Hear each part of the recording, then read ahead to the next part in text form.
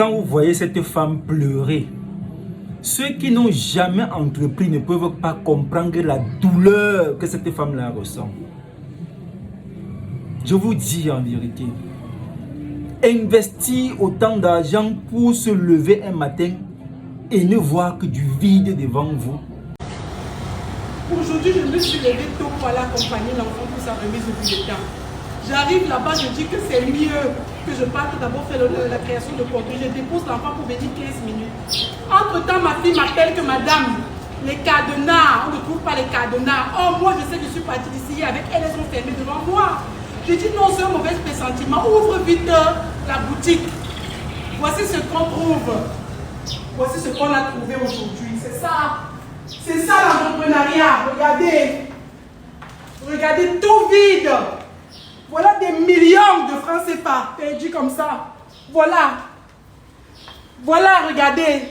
Ceux qui viennent dans ma boutique savent que c'est chargé ici, là. C'est terriblement chargé. J'ai déposé les perruques de certaines clientes ici hier qui devaient venir reprendre ça demain. J'ai déposé d'autres avant-hier qui avaient déjà payé, qui devaient venir prendre. Mais ceux-là qui m'ont fait ça, sachez que c'est la sueur de mon front. Si c'est même un coup monté, moi, Mbachou, Janine la reine, je n'abandonnerai jamais. Je dis jamais.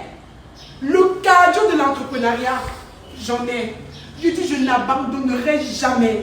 Même pas pour 2 heures de temps. Je n'abandonnerai jamais. On ne fermera pas ma boutique aujourd'hui. Et on ne la fermera jamais. Tant que j'ai la santé. Tuez-moi, brûlez. Je vais recommencer. Même si c'est pour aller vendre des tomates au marché, moi, Mbachou, je vais vendre. Je dis je vais vendre. Même s'il faut recommencer à zéro. Je dis zéro tout rond. Moi, je suis capable.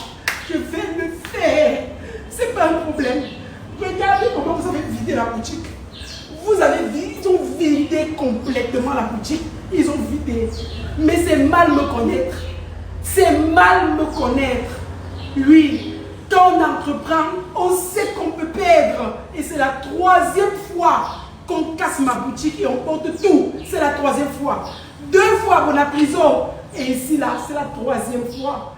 C'est la 3e fois, mais je ne vais jamais abandonner. Jamais abandonner. Jamais. Et je ne fermerai jamais ma boutique. Je dis jamais je ne fermerai ma boutique. C'est la sueur de mon front et je ne fermerai jamais ma boutique. Oui, je vais pleurer pendant 1 heure de temps. Et après, ça va passer. C'est l'entrepreneuriat. Il faut avoir le cardio. C'est de ça qu'il est question. Et ce cardio-là, j'en ai. Je pleure parce que c'est le choc. Je ne m'y attendais pas ce matin. Mais ne vous dérangez pas. Moi, je n'abandonnerai jamais. Je dis jamais à vos grands jamais. Vous avez vidé, vous n'avez pas pris les mains. Vous avez vidé, vous ne m'avez pas tué. Vous avez vidé, vous n'avez pas pris mon enfant. Vous n'avez pas rien pris en dehors du matériel. Oui, c'est le matériel. Si je suis encore en santé, je suis debout. J'ai mes mains. C'est le plus important. Le reste, c'est un détail. C'est un détail. Merci. Le mal ne vient jamais de loin.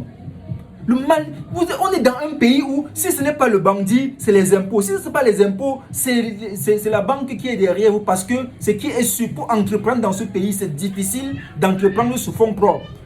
Vous allez être obligé d'aller prendre de l'argent à la banque. La banque sera derrière vous chaque mois pour pistonner. Les impôts seront derrière vous chaque mois. Et les bandits aussi.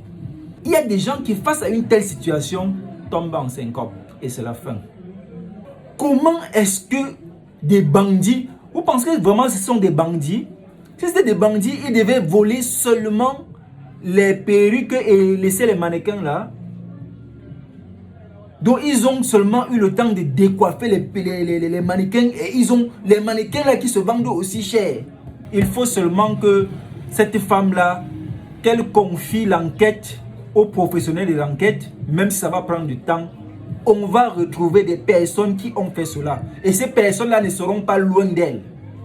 Parce que moi personnellement, je ne peux pas croire que des bandits arrivent quelque part pour voler et ils ont eu leur temps pour voler. Donc s'ils ont pu décoiffer tous les mannequins, c'est-à-dire qu'ils ont pris du temps, ils pouvaient également utiliser ce temps-là pour porter également des mannequins. Et c'est terrible. Hein? Vraiment, je comprends les larmes de cette femme. C'est un choc, c'est une douleur. C'est une douleur que peu de personnes qui ont le cardio supporteraient. Vraiment, bravo à toi, madame. C'est la 3e fois, comprenez, la 3e fois qu'elle subit des coups pareils. Beaucoup de courage à toi, madame. Et vraiment, que les enquêtes soient menées, comme je l'ai dit. Tu vas attraper tes voleurs, tes bandits. Et tu vas constater que ce ne sont pas des gens qui sont loin de toi. Ça ne sortira pas de loin. Parce que si c'était vraiment des bandits, avec tout le temps qu'ils ont pris pour décoiffer les mannequins, ils devaient porter tout ça avec les mannequins. Les bandits ne volent pas, les vrais bandits ne volent pas comme ça. À mon avis, les vrais bandits ne volent pas comme ça.